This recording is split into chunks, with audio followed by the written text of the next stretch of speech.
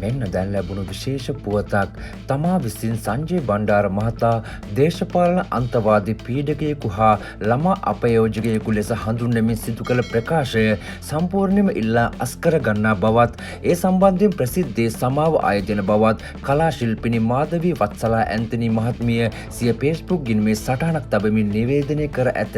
මෙම සමාව අයදීම සංජය බණ්ඩාර මහතා විසින් ඇයට එරෙහිව රුපියල් මිලියන 100ක වන්දියක් ඉල්ලා යොමු කරන ලද එන්තරවාසියකින් පසුව සිදුවීම විශේෂත්වයකි. 2025 ඔක්තෝබර් මාස 6 වන දින මාධවී ඇන්තනී මහත්මිය සිය Facebook ගිණුමේ සටහනක් මගින් සංජය බණ්ඩාර මහතාගේ නම සහ ඡායාරූපය යොදා ගැනීමෙන් ඉහත චෝදනාව එල්ල කර තිබිනි.